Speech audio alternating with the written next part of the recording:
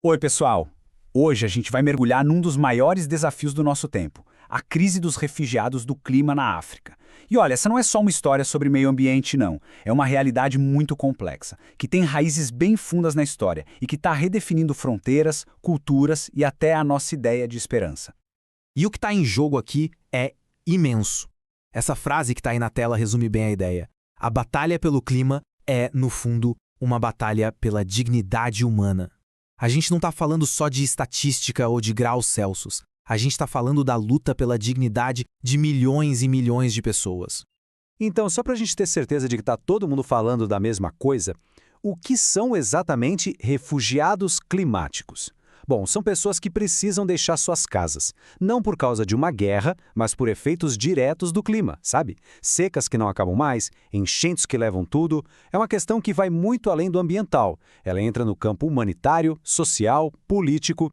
Ok, mas como é que o continente chegou nesse ponto de vulnerabilidade? Para a gente conseguir entender a crise de hoje, a gente precisa fazer uma pequena viagem no tempo e dar uma olhada nas raízes históricas do problema.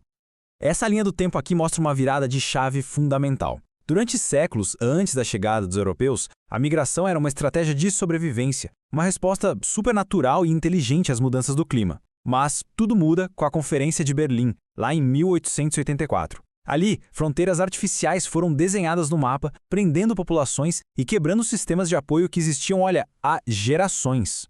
E essa diferença aqui é a chave de tudo. De um lado, a gente vê um modelo de adaptação, de resiliência. Do outro, um sistema de extração, focado no lucro de quem estava do lado de fora. Essa mudança, que foi imposta, não só explorou os recursos, como plantou as sementes da vulnerabilidade que a gente vê hoje. E claro, esse legado histórico tem consequências muito, mas muito reais hoje em dia. Vamos ver agora como essa crise aparece em diferentes regiões do continente. O Sahel, aquela faixa que fica logo ao sul do Saara, é um dos grandes epicentros. A desertificação está avançando e forçando milhões de pessoas a se moverem, assim como seus ancestrais faziam. A diferença é crucial. Hoje, fronteiras políticas e sociais fazem com que essa busca pela sobrevivência seja infinitamente mais complicada. E essa história se repete. Na África Austral e na região dos Grandes Lagos, o legado de como a terra foi dividida e usada no período colonial acaba piorando os efeitos de secas e enchentes, ameaçando a produção de comida e forçando famílias inteiras a abandonar suas casas. Então, resumindo, a gente está vendo gatilhos ambientais muito claros para esse êxodo. A desertificação que não para de avançar, secas cada vez mais longas, inundações devastadoras e, claro, como consequência de tudo isso, o aumento dos conflitos por recursos que estão cada vez mais escassos. Mas olha só, essa nossa conversa não é só para falar do problema. É também sobre as soluções. E o mais fascinante é que muitas das respostas podem estar na própria história e na sabedoria do continente africano. É incrível como o passado já tem tantas respostas, né? A gente pode aprender com a arquitetura adaptativa do Egito Antigo e da Núbia, com os métodos de resiliência da medicina tradicional e até com a força da arte e da música para transformar a dor em resistência. Esse conhecimento todo já existe. Vamos pegar um exemplo bem concreto. Mansa Musa. Ele é conhecido como o homem mais rico da história, mas o foco dele não era só a riqueza. Ele colocou a sustentabilidade e a educação como pilares do governo dele. Agora imagina só aplicar essa visão aos desafios de hoje. É um modelo poderosíssimo.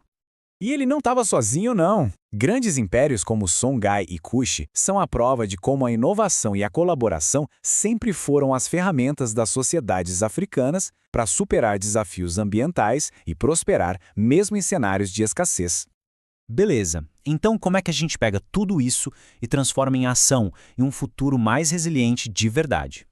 E aí fica a pergunta, né? O que a gente pode fazer? Como ser parte da solução? Bom, existem alguns passos bem práticos. Primeiro, buscar e amplificar as vozes e as perspectivas africanas. Segundo, apoiar o trabalho de organizações que já estão lá no terreno, liderando as iniciativas nas comunidades. E terceiro, que é crucial, continuar se informando e compartilhando conhecimento como esse aqui, para que mais pessoas entendam a complexidade do cenário. Isso tudo leva a gente para uma reflexão final que é bem poderosa. Diante de uma crise climática que é global, será que as lições de resiliência, de adaptação e de sustentabilidade do passado africano não guardam as chaves não só para o futuro do continente, mas para o futuro do planeta inteiro? A crise dos refugiados do clima É um reflexo do passado, sim, mas também pode ser uma semente para um futuro mais justo.